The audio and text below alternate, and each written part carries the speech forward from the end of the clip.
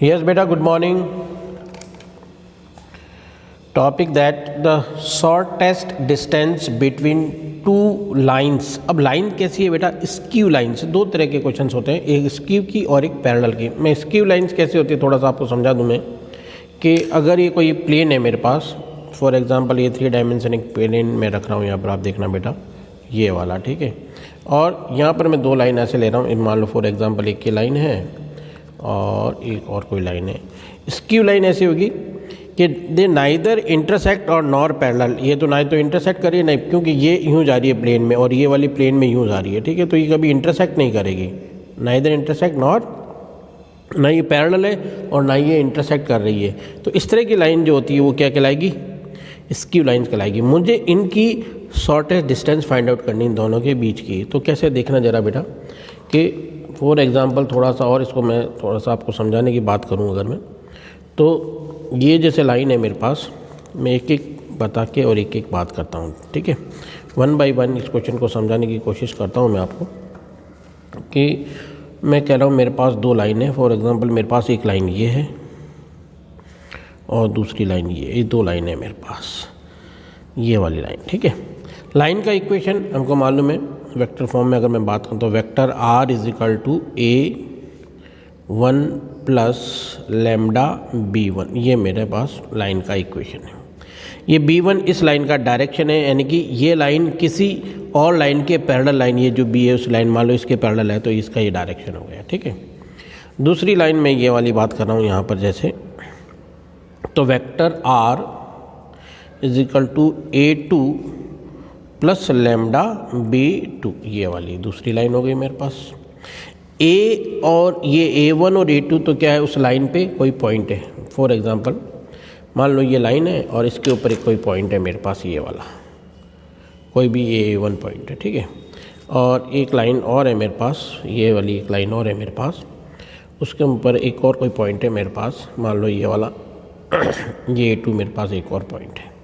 ये a1 और a2 2 line है मेरे पास, एक पॉइंट है, ये वाला 2 पॉइंट है कोई भी, a1 और a2 तो मेरे पास ये हो गए।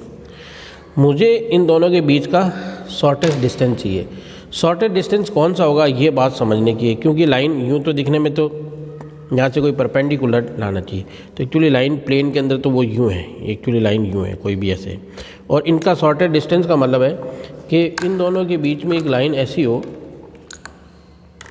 जो इन दोनों के क्या हो, पैरेलल हो, परपेंडिकुलर हो। मान लो ये कोई लाइन है फॉर एग्जांपल, जो इन दोनों के क्या है, परपेंडिकुलर है। मैं इसको अगर इसको ज्वाइन करने की कोशिश करता हूँ मैं अगर, तो हो जाएगा, कोई दिक्कत नहीं है।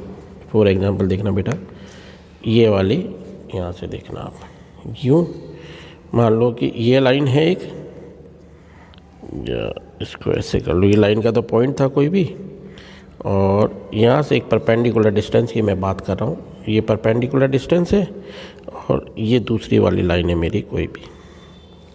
थोड़ा सा क्लिप बढ़ाना पड़ेगा मेरे को, आपको अगर समझना है ये बात तो थोड़ा सा एक पेशेंस की ज़रूरत है। ये देखो दूसरी लाइन फॉर एग्जांपल ये है मेरे पास कोई भी, ठीक है। तो मैं ये देख, इधर देखना बेटा, ये इन दोनों की परपेंडिकुलर डिस्टेंस है, एक लाइन यूँ जा रही है और एक लाइन यूँ जा रही है फॉर एग्जांपल, ठीक है। ये पॉइंट ये वाला जैसे a1 है, इसका डायरेक्शन b1 है, इसका पॉइंट a2 है, और इन दोनों का बीच का ये परपेंडिकुलर डिस्टेंस मुझे फाइंड आउट करना है।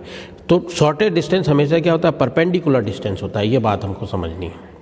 तो थोड़ा सा मैं इसको बताता हूँ, यहाँ पर देखना आप। तो यहाँ पर फॉर एग्जाम्पल मान लेता हूँ कोई पॉइंट ये मेरे पास है a1, जो पॉइंट है ये वाला, और यहाँ पर पॉइंट है दूसरा वाला, ये वाला जैसे, ये वाला और ये वाला जैसे पॉइंट है, इन दोनों को ज्वाइन किया मैंने, ये वाला। अगर मुझे ये डिस्टेंस निकालनी तो terminal point minus initial point करूँगा तो ये वाला आ जाएगा, यानी कि ये हो गया a2 माइनस a1, इन दोनों को ज्वाइन किया तो मेरे को ये मिल गया।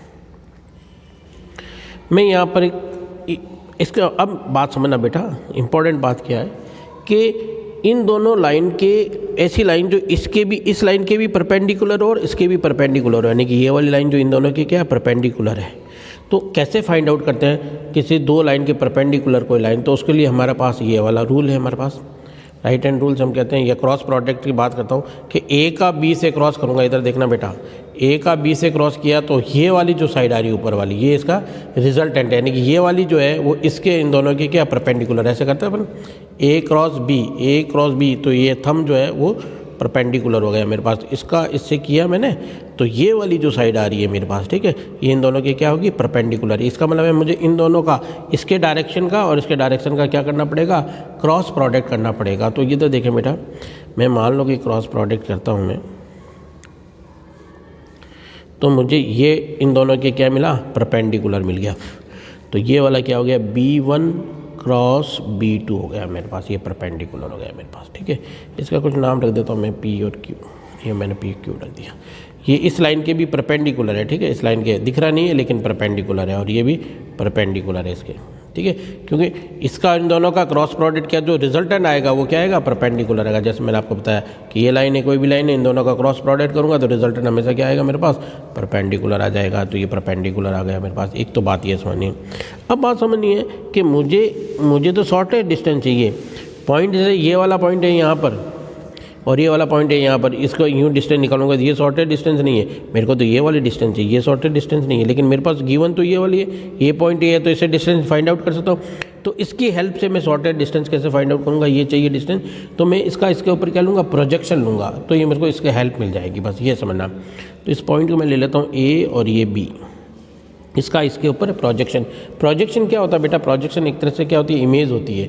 जैसे मैं आपको बता रहा हूँ, यहाँ पर देखो, ये इस पेन की इमेज गिर रही है, तो ये इसका क्या है, प्रोजेक्शन है, ठीक है, ये वाला प्रोजेक्शन है। प्रोजेक्शन एक तरह से इमेज होगी। आप ये कहोगे सर ये तो इतनी बड़ी, और ये तो जितनी इमेज इसके ऊपर मिरर है, मान लो कोई भी, फॉर एग्जाम्पल ये कोई मिरर है आपका, ठीक है, और यहाँ से किसी लाइन का प्रोजेक्शन लेना है, तो इस जितनी मिरर है उतनी इमेज इसके अंदर दिखेगी, बड़ी नहीं दिखेगी।